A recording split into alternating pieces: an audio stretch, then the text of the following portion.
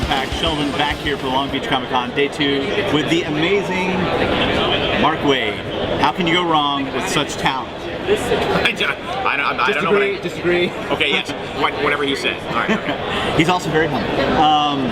First of all, I want to ask you, how things going over at Boom Studios right now? Oh, actually, I haven't been with Boom for about a year. Well, for about a year and a half. But you're still doing Irredeemable. I'm still doing Irredeemable. Yeah. I'm still doing Incorruptible.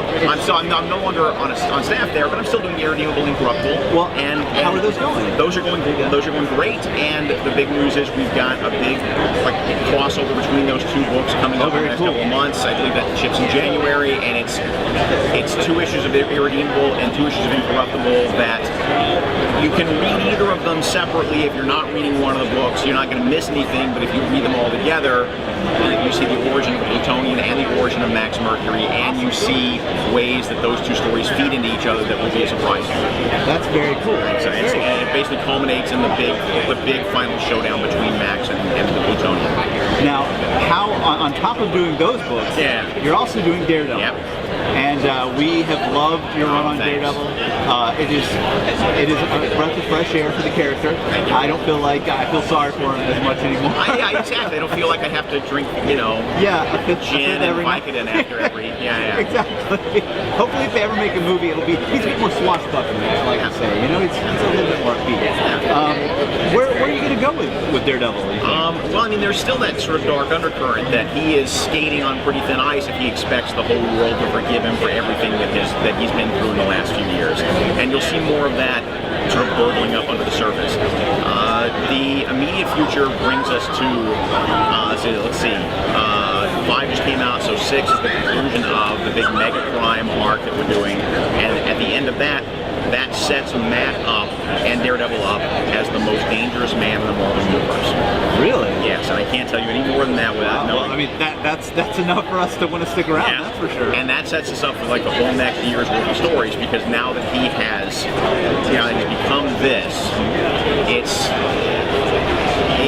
I can't, I just think, when you get to the end of issue 6, you're going to be going, oh my god, Daredevil and Matt Murdock have a whole new purpose in the Marvel Universe, and we were unprepared for this. I have a question. Yeah. Will Foggy be... He seemed to start losing weight when Matt was going through Shadowland. Is he going to continue to lose weight? I think so. I think Matt is going to continue to push him, and Matt's going to continue to egg him on and stuff. And Matt, the fact that Matt can't deal with the fact that Foggy eats like I do, I think Captain Crunch is a fine dinner. Well, he's already started poking at him. I noticed, And so I think it's it's all for the better. It's all for the good of Matt, or all for the good of Foggy. So yeah, he'll continue to prod. Yeah. Is there still going to be some sort of issues? Obviously, with the last whole arc with Shadowland and that sort of thing. Is there still going to be some unresolved issues? Yeah, there'll still be some fallout from there. I mean, some of that actually Bendis I think is going to play off more in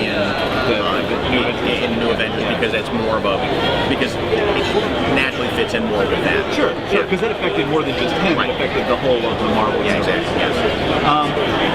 You did something very special, I thought, with Daredevil, where you did a commentary, or not really a commentary, but a script read. Yeah, a read for the sight impaired. Yeah. I love that idea, and I would love to see you guys do more of that. Oh, me too. It's just a matter of finding the time and the energy. But it was Steve Wacker's idea, the editor, and we just basically it wasn't a full audio version of the first issue exactly. Right. It was more like a table read where I read the panel descriptions and different staffers read different dialogue bits. But it was specifically for the sight impaired, and the number of responses we got from people who were thrilled that they were able to, read their first issue of Daredevil ever. Very exciting. Which is so appropriate for the character. I mean, it really is. It was something nice and different to see coming out of. It wasn't just the normal. Here's a new new costume or anything like that. It was just very, very nice to see that. It was very cool. How has it been for you writing Matt now? I mean, great. Do you really enjoy the playfulness that he seems to have? Yes. And not addressing whether or not he's Daredevil, but also not really denying it. Exactly. And he'll deny it, but if it means he gets a better table at a restaurant, he might deny it with a wink. So I figure that's the only way to play it, because if half the city knows and half the city either doesn't know or doesn't care, I can't just bury it. I can't put the genie back in the bottle. So this is an aspect I don't think I've ever seen before, which is the sort of a semi-public identity.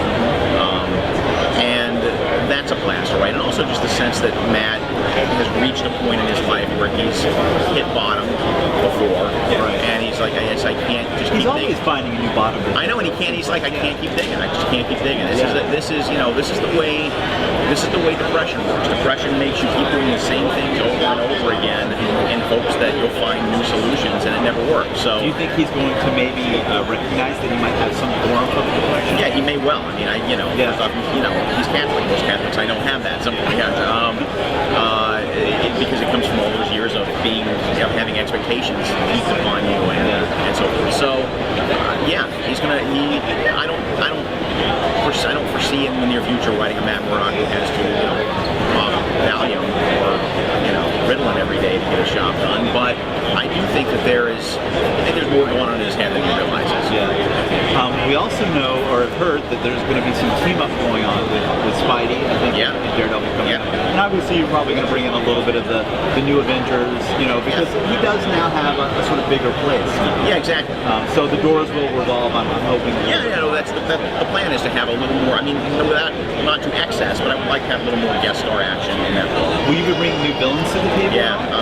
Like new design. New design, but more than that, we have a new villain in this arc, Loser, who is he was the luchador? Yeah, exactly. But much more formidable than that. Basically an MMA guy who has a superpower that we're going to discover in issue 6 that makes him really hard to beat. And the thing I love about that guy is that he's decided to adorn like NASCAR drivers. Where he has the Hydra seal. Where he has like the insignias of all these various criminal organizations. And it's not because they sponsor him, for God's sake. Why would they do that? Exactly. But he's basically doing it as a sort of like, he wants them to sponsor him. Right. He wants them. He's trying to get their attention. He's trying to get their attention and see, look, this is how good, this is what a badass I am. You want me on your side. You want me on your side, so you want to put money into me. You want to, So I like that aspect of it. And then beyond that, Paulo Rivera, who's the artist, he did the first 3, and he's going to do, he's doing 7, 8, 9, and rotating out with Marcos. He came up with a pitch for an existing villain that was just breathtaking. Like just really. I love his work. And I can't say who, but it'll basically be a big year 2 reveal. But it's somebody we've seen Daredevil fight before, and it's such a big take on that character that this could depose the Kingpin in terms of in terms of that's huge for the Daredevil universe. Very big. So there you go. That's awesome. Mark, it's always a pleasure talking to you, sir. You bet. And keep at it. You're doing great. Thanks very much. Appreciate it. All right, Comic Impact. You heard it right here. Mark Waid, Daredevil. Pick him up. Don't forget Irredeemable and Incorruptible. Right here, Comic Impact. Stay tuned for more. Long Beach Comic Con 2011.